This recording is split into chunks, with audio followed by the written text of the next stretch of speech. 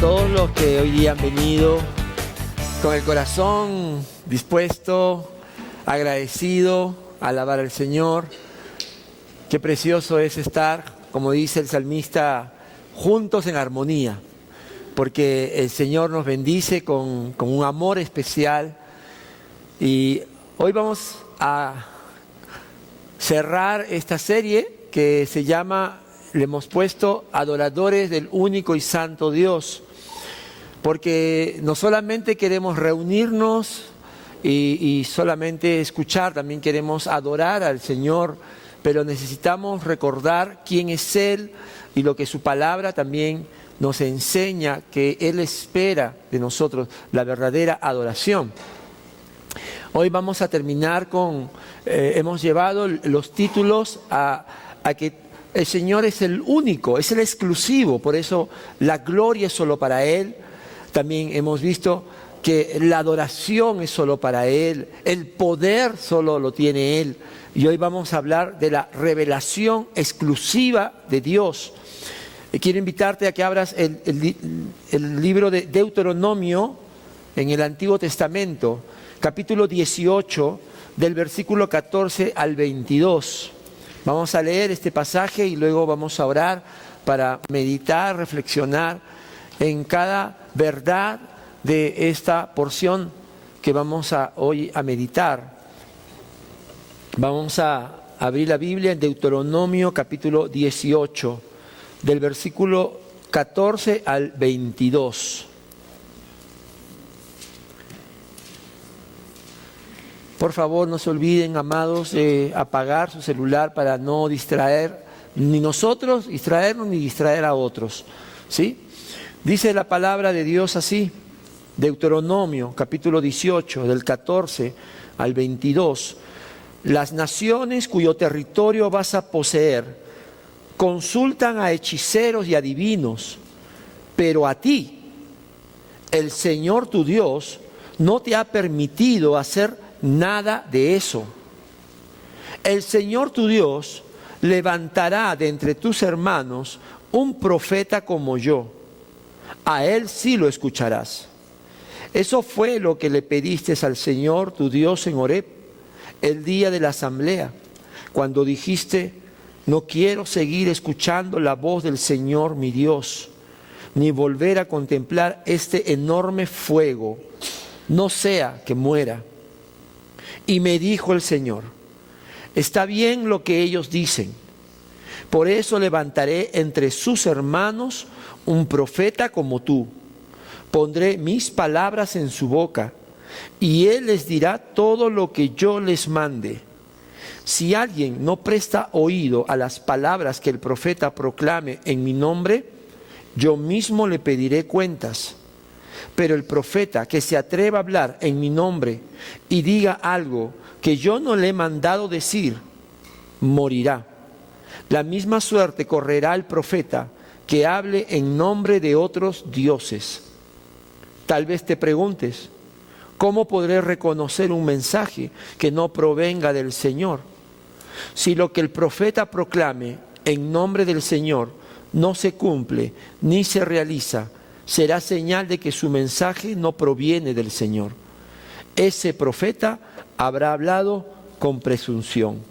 No le temas. Amado Dios, venimos con reverencia, venimos, Señor, con temor, pero también venimos, Señor, con libertad, Señor, como hijos tuyos, para ser, Padre, bendecidos, ministrados por lo que hoy tú quieres hablarnos, Señor, a cada uno.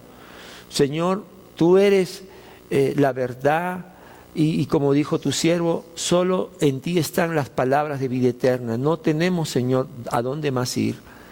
Háblanos, vivifícanos, Señor, exhórtanos, anímanos. Y especialmente por aquellos que están todavía, Señor, necesitando reconocerte como Señor y Salvador. Tú sabes, Señor, estamos aquí y cada uno de nosotros necesita tu palabra de manera especial. En el nombre de Jesús, amén. Hermanos, ahí en su hojita usted tiene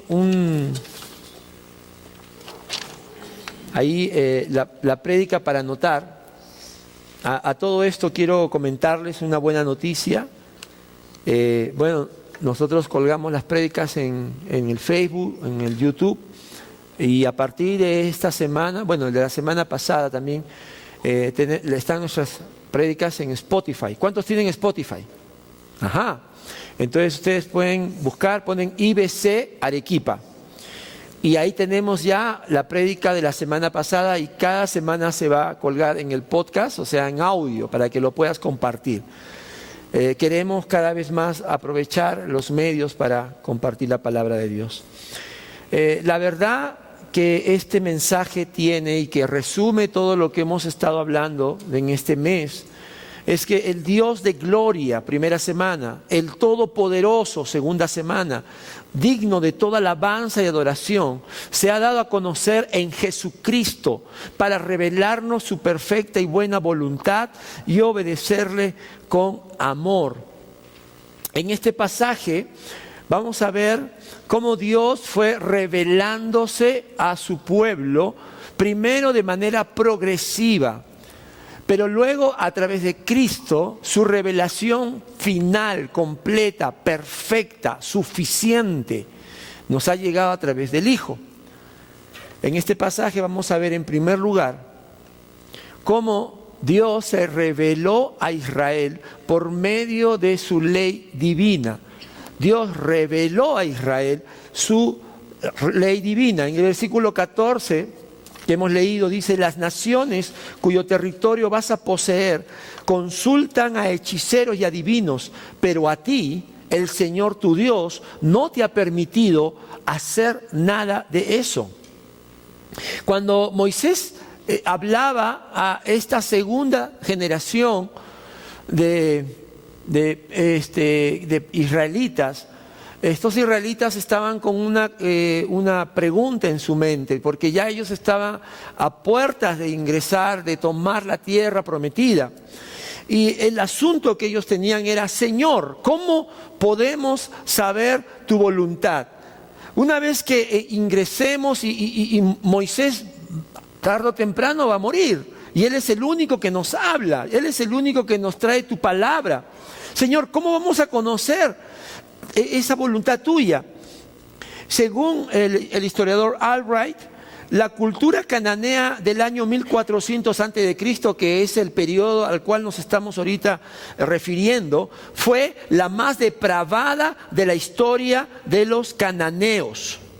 Es decir, que cuando el pueblo de Israel tomaría posesión, estas naciones paganas, según este historiador, estarían en el momento más bajo moralmente, religiosamente.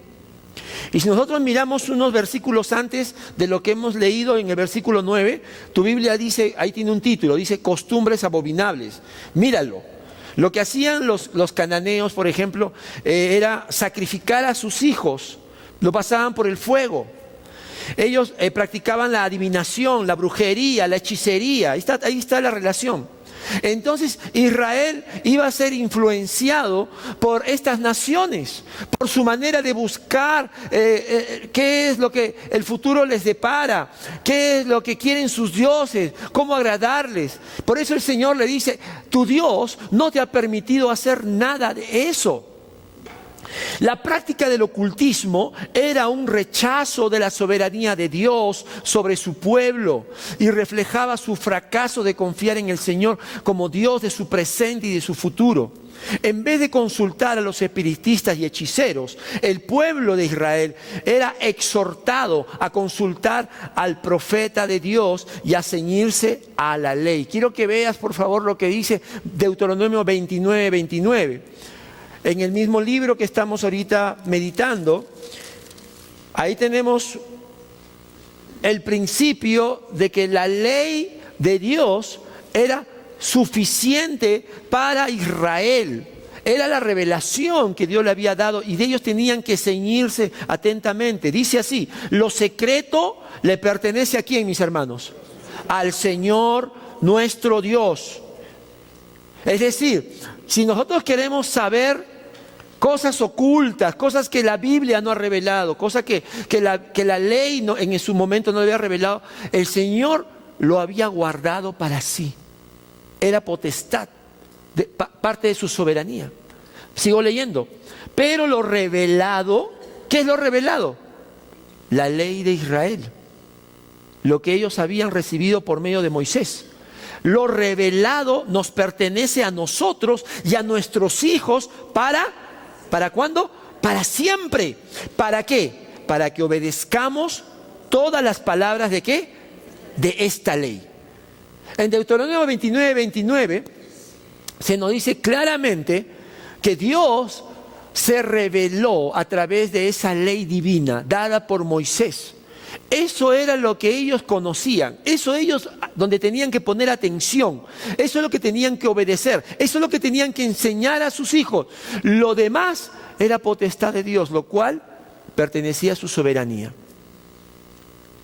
Aquí vemos que lamentablemente Israel no permaneció fiel a este principio de Deuteronomio 29.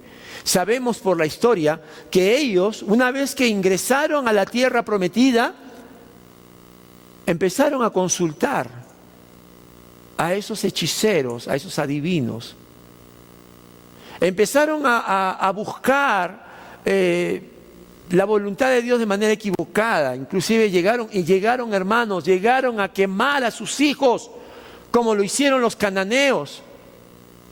Por eso, esa práctica del pueblo de Dios que habían conocido su ley, ¿qué significaba? Un rechazo a la soberanía de Dios. Un rechazo directamente a Dios. Cuando uno rechaza la palabra de Dios, está rechazando al mismo Dios, quien es el autor de esa palabra, de esa ley. Mostraba desconfianza. Señor, tú no eres suficiente para mi presente y mi futuro. Tengo que buscar otras maneras de proveer.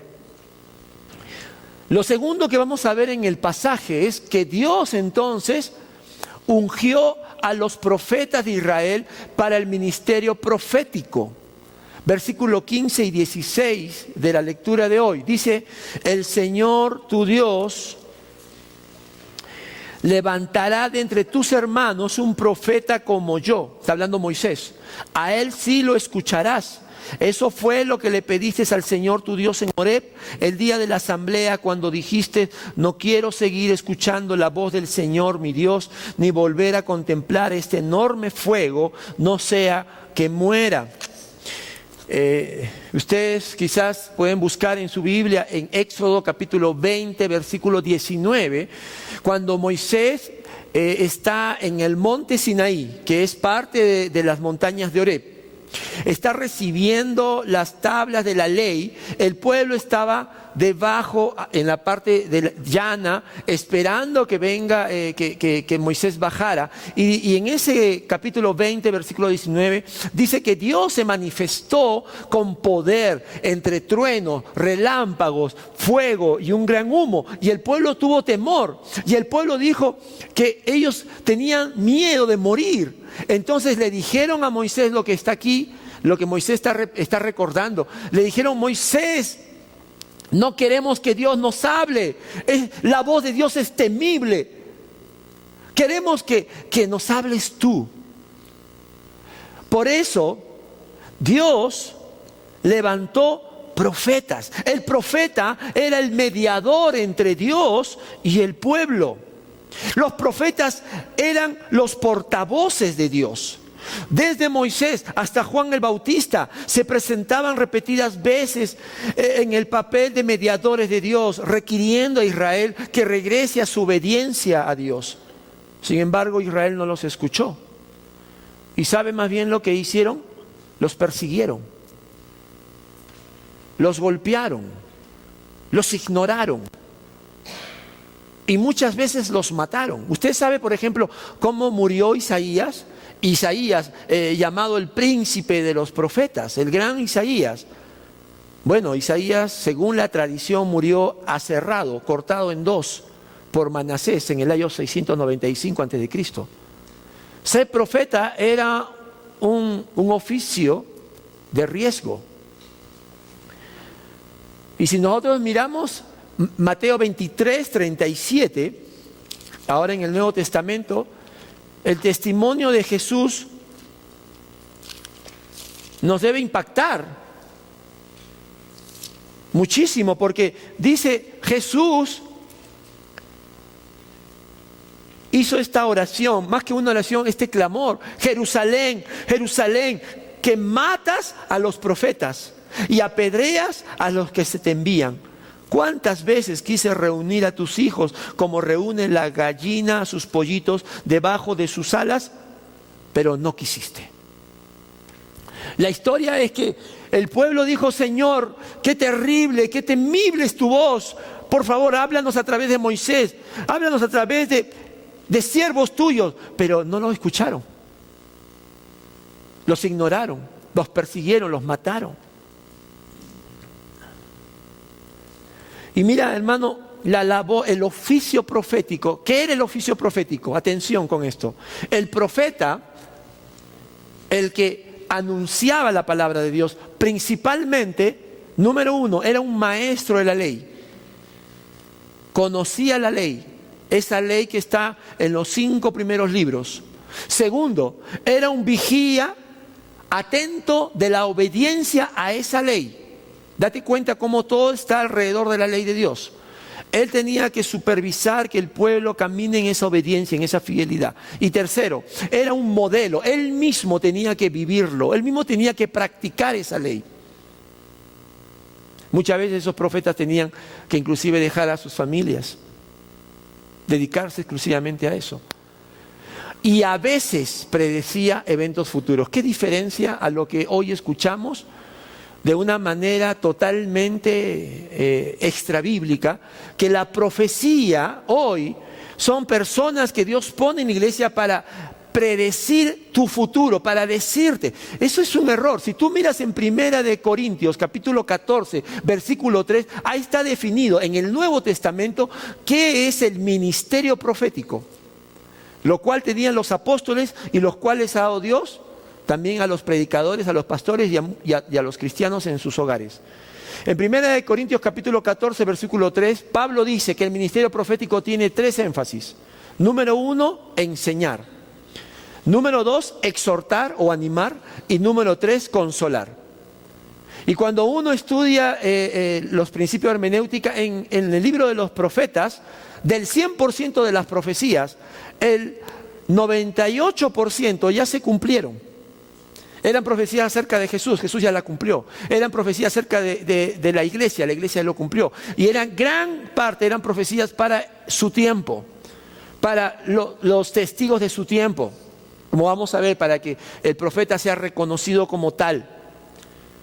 Un 2% y un 1% de las profecías, hermanos, todavía no se han cumplido. Para que nos demos cuenta de que el énfasis de la profecía, como ustedes ven ahí, es la palabra de Dios. Tercero, entonces el Señor habla de profetas, pero habla especialmente del profeta. Ese es Jesucristo. El verbo encarnado es la palabra revelada de Dios. Versículo 17, 18. Y me dijo el Señor: está bien lo que ellos dicen. El Señor le agrada la petición de ese pueblo. Ve que hay temor. Ve que hay reverencia. Le dice: está bien.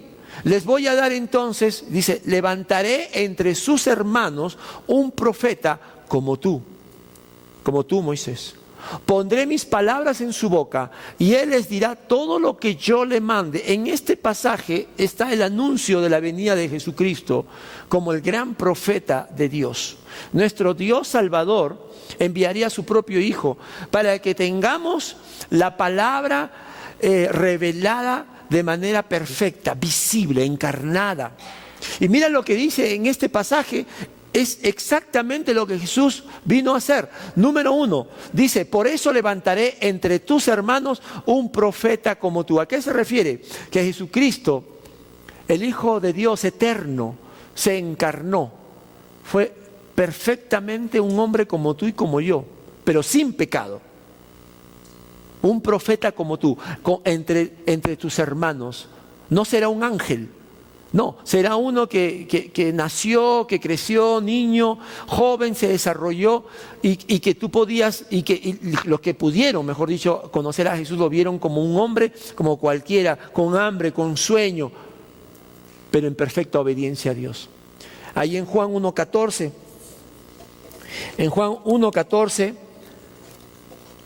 dice, y el Verbo se hizo hombre y habitó entre nosotros. Y el Verbo se hizo hombre.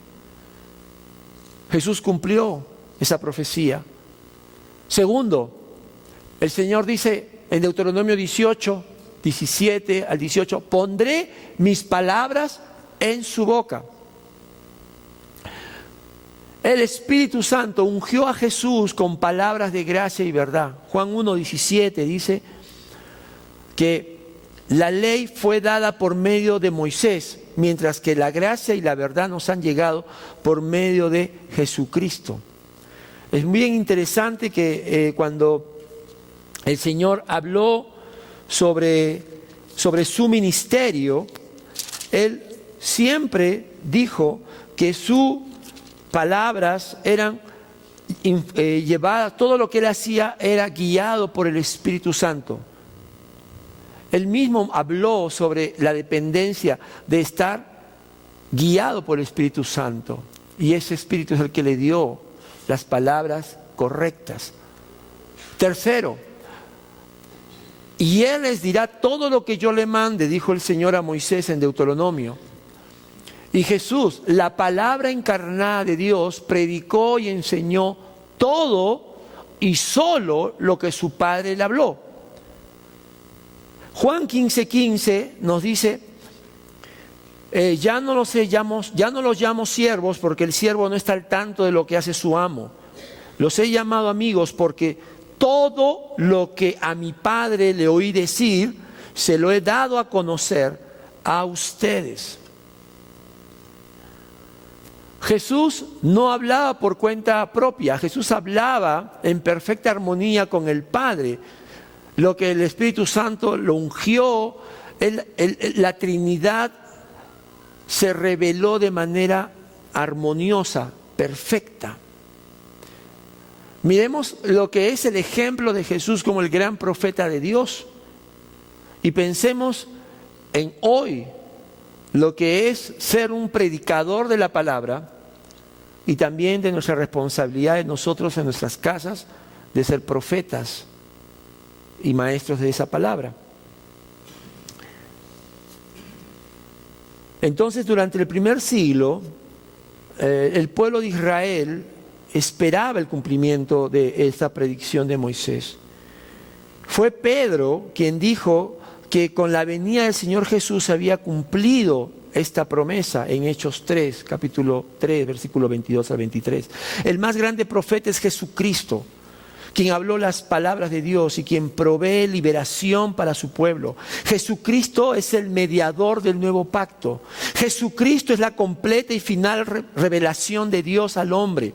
En el Antiguo Testamento, Dios se reveló parcial y progresivamente mediante los profetas, pero en estos últimos tiempos se ha revelado completa y finalmente por medio de su Hijo. Jesús es el Verbo de Dios hecho hombre. Es el único evangelio de gracia y de verdad. Es la verdad eterna que trae perdón y reconciliación a todos los que creen. Es el camino al Padre. Es la vida abundante y verdadera que brota de los corazones regenerados. Si nosotros miramos Hebreos 1, del 1 al 3, por favor acompáñame en tu Biblia. El autor de Hebreos empieza su libro, su carta, esta epístola, revelando justamente la función profética de Jesucristo. Dice Dios que muchas veces y de varias maneras habló a nuestros antepasados en otras épocas. ¿Por medio de quién? De los profetas. En estos días finales nos ha hablado por medio de su Hijo.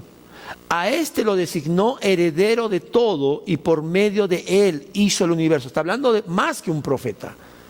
Está hablando de alguien mucho más superior a Moisés, a Isaías, a Elías, a Juan el Bautista. Está hablando del Hijo de Dios. Versículo 3. El Hijo es el resplandor de la gloria de Dios, la fiel imagen de lo que Él es, y el que sostiene todas las cosas con su palabra poderosa. Después de llevar a cabo la purificación de los pecados, se sentó a la derecha de la majestad en las alturas, hablando de su divinidad, de su exaltación.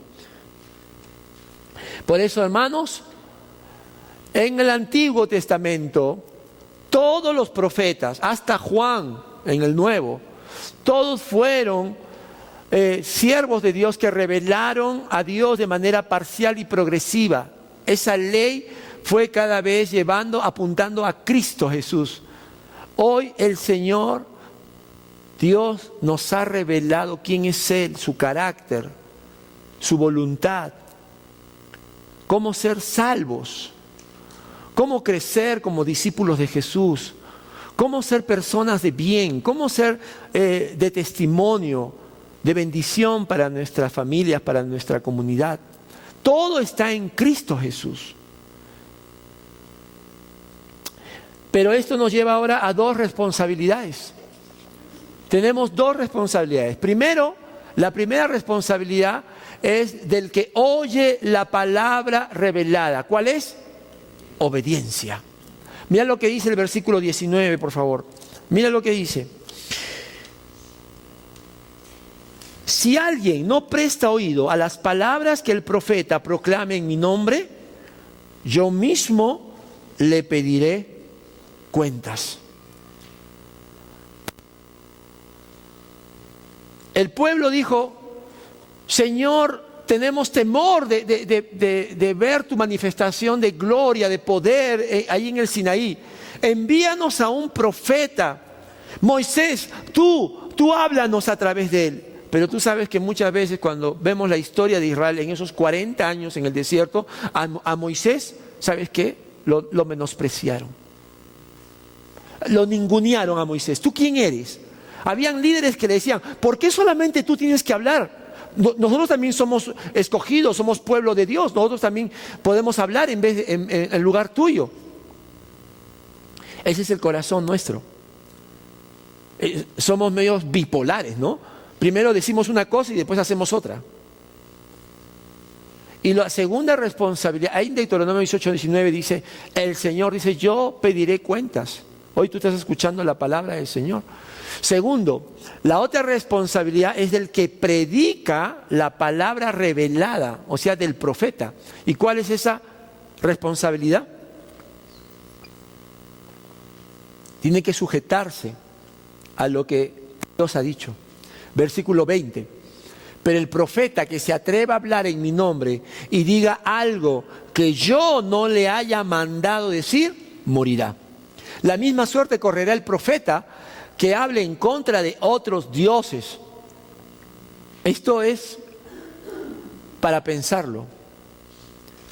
Hermano, pararse en un púlpito y profetizar, que es predicar, es algo temible. El pastor, el predicador, el líder que está delante no puede decir cualquier cosa. Tenemos que pensar 2, 3 veces antes de hablar. Hay mucha gente que ignora la palabra de Dios y que dice: esto dijo Dios, y no lo ha dicho Dios. No, que la Biblia dice que el que madruga, Dios le ayuda. ¿Dónde está eso? No, que como dijo la Biblia, a Dios rogando y con el mazo dando. Eso no está en la Biblia. Ignorancia total, y nosotros nos sonreímos, pero Dios va a pedir cuentas. Dios es un Dios celoso. Jesús era celoso con la palabra. Y sabe que, mi hermano, esto nos debe hacer pensar. Lo primero, mi responsabilidad es obedecer lo que Dios me está manifestando, lo que Cristo me ha enseñado de manera clara. Y ¿sabes?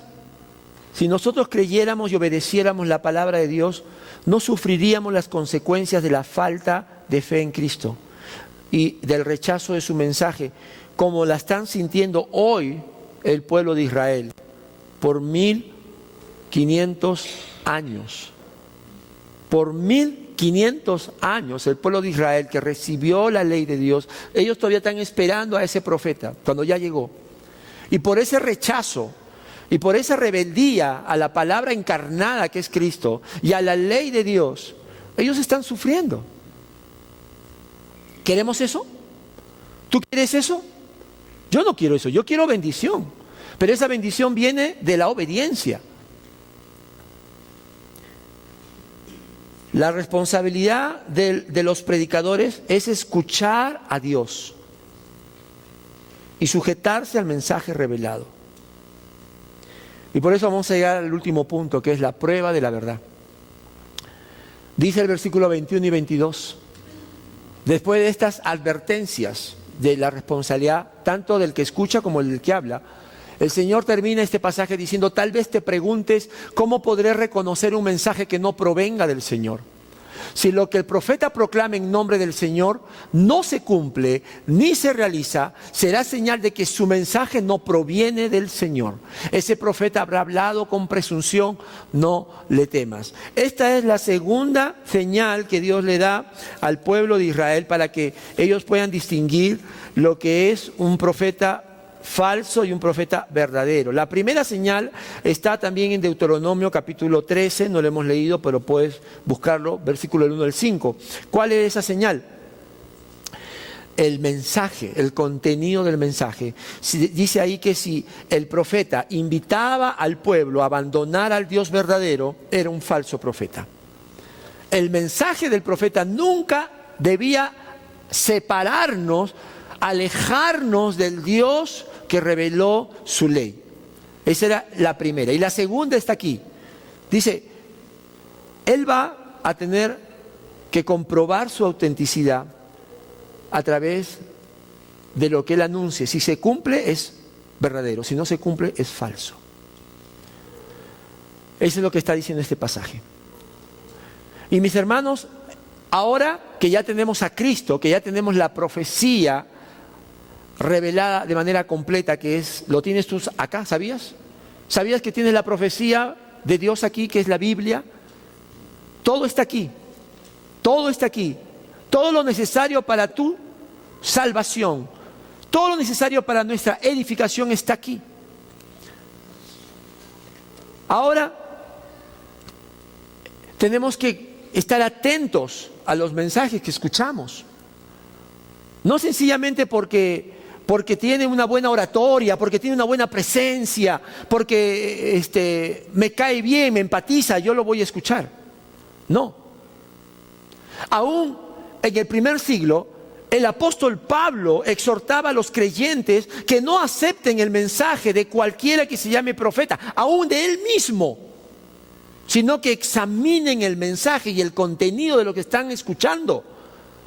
Miren lo que dice Gálatas 1 del 8 al 9, por favor, vamos avanzando. Porque el apóstol Pablo tenía muchísima autoridad como apóstol que fundó iglesias, que el Señor lo usaba, y tantas epístolas que escribió. Pero él mismo dice en Gálatas 1, 8 al 9, atención, pero si alguno de nosotros, y él se incluye, o un ángel del cielo les predicara un evangelio distinto del que le hemos predicado, ¿qué dice? Escúchenlo, síganlo, que caiga bajo maldición. Como ya lo hemos dicho, ahora lo repito, si alguien les anda predicando un evangelio distinto del que recibieron, que caiga bajo maldición. Lo repite para darle énfasis y fuerza. Entonces, hermano, no debemos prestar oído de manera ligera, de manera gratuita. Lo más importante de una prédica no es el predicador, no es su forma, su estilo, su carisma, sino la centralidad en Cristo y su enseñanza bíblica. ¿Hay alguien que puede decir amén a eso? Eso es lo más importante. Y yo quiero hablarte ahora de algunos ejemplos que se están dando hoy en día. hablando de la prueba de la verdad. Este es un pastor americano muy reconocido en los años 80, 90, Joshua Harris. Él escribió libros hacia la juventud acerca de la pureza sexual, de cuidarse, mantenerse en castidad para esperar justamente a la persona que Dios iba a enviar. Muy reconocido. Tiene videos, tiene libros. El libro más conocido quizás de él es Le dije adiós a las citas amorosas.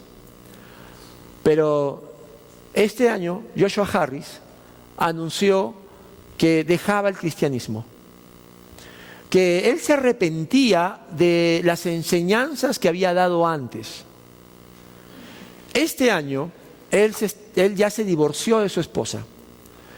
La razón por la que se divorcia es por cambios significativos en ambos. Yo no lo entiendo, no sé si usted lo entiende. Cambios significativos en ambos. Me divorcio de mi esposa. Y él ha tomado ahora una postura a favor del movimiento LGTBI. Por eso usted lo ve ahí, y él lo publica en su Instagram, ahí está con los colores, con los colores del movimiento LGTBI. Y él escribió en su Instagram, acá está traducido: he experimentado un cambio masivo con respecto a mi fe en Jesús. Por todas las medidas que tengo para definir a un cristiano, no soy cristiano. Hermanos, esto es apostasía. ¿Por qué es apostasía, pastor? Porque está buscando en el mundo, como los cananeos, está buscando en la oscuridad la verdad, el propósito para su vida. Cuando la verdad la tuvo y la tiene siempre en Jesucristo y en su palabra revelada.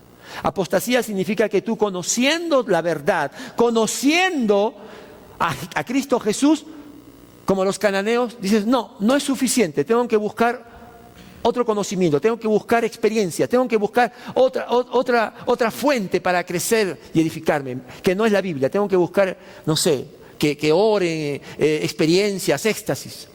Pero esto que está pasando hoy en un país que ha bendecido a muchos a través de misioneros, nosotros mismos somos bendecidos por Estados Unidos, también pasa acá. Tú recordarás seguramente, acá nomás cerca, pastores que no predicaban la palabra de Dios. Cuando uno escucha, no pasan segundos, tú sientes como el Espíritu Santo te dice, eso no es palabra de Dios. Eso es contra la palabra, contra Cristo. Pero también los pastores del Evangelio de la prosperidad, de la teología de la prosperidad, que muchos quizás nos gusta ver en YouTube y no nos damos cuenta. Este es un video que vamos a ver ahorita. ¿Lo tienes listo? En donde uno de estos pastores de la teología o del Evangelio de la prosperidad se burla del apóstol Pedro. Usted recordará en Hechos capítulo 8 versículo 9, 25, cuando el Evangelio llega a Samaria. Yo te aviso. Cuando el Evangelio llega a Samaria, dice que Felipe, Pedro están en Samaria, hay un avivamiento, ha llegado el Evangelio por primera vez a Samaria. Y dice que había un hombre llamado Simón el hechicero o Simón el mago. Y lo que él quiere, cuando ve que Pedro ora, impone las manos y la gente recibe el Espíritu Santo, Simón quiere comprar ese poder. Y Pedro, nosotros cuando vemos el pasaje, claramente Pedro lo condena y le dice que tu dinero perezca contigo. Estás lleno de hiel de amargura, le dice. Tu corazón es malo, arrepiéntete.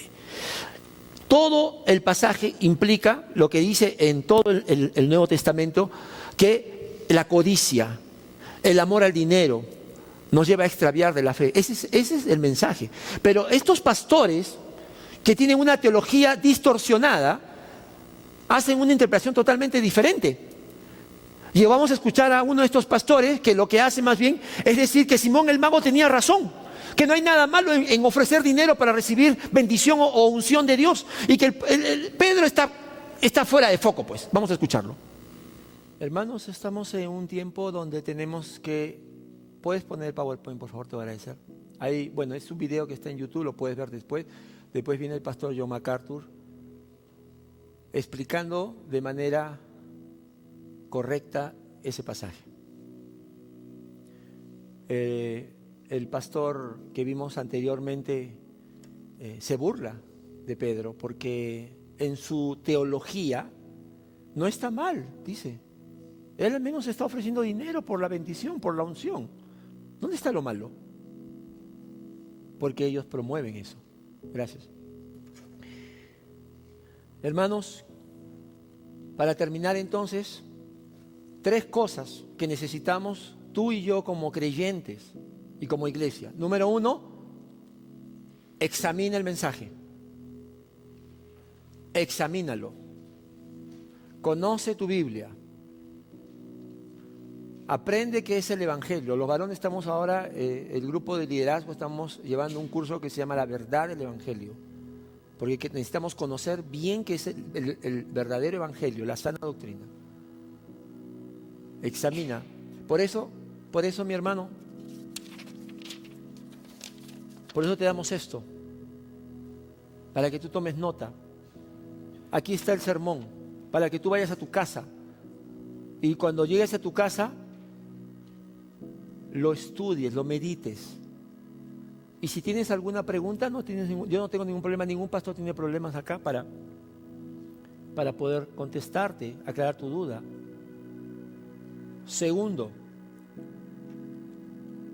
examina el carácter del mensajero. Nosotros ya no tenemos que, como en el Antiguo Testamento, decir, a ver, Pastor Arcadio o Pastor Seth, por favor, profetice usted el futuro y si se cumple entonces yo lo voy a creer. No. Ya eso fue para para Israel, fue en el antiguo pacto. En este nuevo pacto, mira, ¿tú sabes lo que decían de Jesús cuando Jesús predicaba? Decían que Él predicaba como quien tiene autoridad y no como los escribas y los fariseos. ¿Por qué decía eso la gente? Porque su carácter se podía ver que vivía el mensaje que Él daba. No solo se trata de que es que este pastor me divierte más, no, hermano, o porque me simpatiza, no, mira su carácter, mira mi carácter. Nosotros no quiere decir que seamos perfectos, pero solo Cristo no tuvo pecado, pero lo que tú tienes que ver es integridad. Pide perdón cuando se equivoca, es un hombre enseñable o es orgulloso, vanidoso, terco. Oye, hermanos, predicamos hace 3 semanas lo que le pasó a Moisés. ¿Por qué Moisés no entró a la tierra prometida? Por su mal carácter. Y un pastor y un líder que tiene un mal carácter pierde bendiciones que Dios en su gracia quiere darle. Y tercero, para terminar, ¿se acuerdan lo que el pueblo dijo cuando estaba en el Sinaí y vio la manifestación gloriosa de Dios? ¿Y qué cosa? Tuvo temor, pero ¿qué cosa pidió?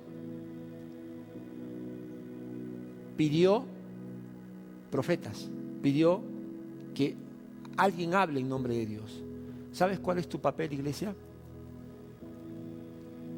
Ora. Ora por predicadores de la palabra y que sean íntegros. No se trata de que, ¿y quién va a predicar ahora? No me gusta, no me parece. Un ratito. Me acuerdo hace años cuando estábamos en otra iglesia y había pastores jóvenes que empezábamos, yo me incluyo. Y alguien decía, ay, pero estos pastores todavía están verdes, les falta, ¿no? Y el pastor principal sabiamente dijo, hermano, en vez de estar criticando, ore para que esos pastores jóvenes aprendan a predicar con fidelidad. Hermano, esto no es un restaurante donde uno viene a consumir. Somos una familia. ¿Cuántos dicen amén? Entonces, si usted quiere pastores que prediquen la palabra de Dios, tiene que orar, como el pueblo pidió, Señor, danos un profeta. Ya no sabemos que la profecía no es adivinar el futuro, es predicar, es enseñar, es vivir la palabra de Dios. Tu función es pedir, rogar. Tenemos pastores jóvenes aquí que han estado predicando y seguirán predicando aquí en las obras. Y lo que queremos es que Dios levante más pastores. Pastores fieles a la palabra.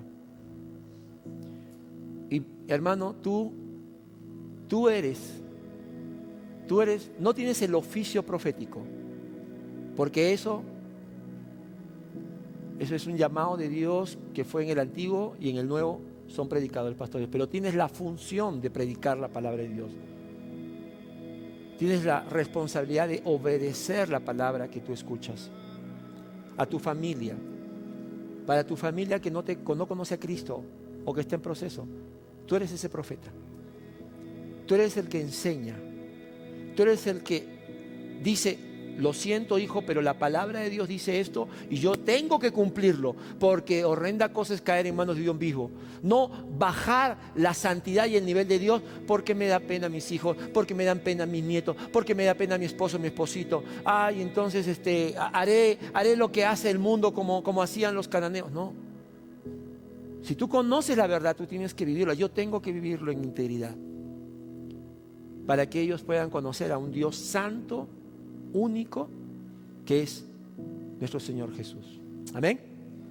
Vamos a orar. Cierra tus ojos y quiero terminar orando. Si hay alguien que hoy todavía no tiene la salvación asegurada, no ha entregado su vida a Cristo, déjame decirte que hoy el Señor nuevamente te está invitando a que vengas a Él. Hoy el Señor Jesucristo te está diciendo: ven, he muerto en la cruz por tus pecados para que tú no tengas que morir. Si tú nunca te has entregado a Cristo, ¿qué es entregarse a Cristo? Es entregarle tu voluntad, es reconocer tus pecados y arrepentirte. Arrepentirte significa que tú eres consciente delante de Dios que no mereces nada, pero por la gracia de Dios, Dios te da la oportunidad, Dios te da la salvación en Cristo Jesús. Todos con los ojos cerrados mientras vamos meditando. Si hoy tú quieres entregarle tu vida a Cristo, tú tienes que dar un paso de fe a través de una oración. Tú muestras ese paso de fe, esa convicción. Si es tu deseo, haz esta oración conmigo. Dile: Señor Jesús, Señor, Hijo de Dios, hoy quiero entregarme a ti.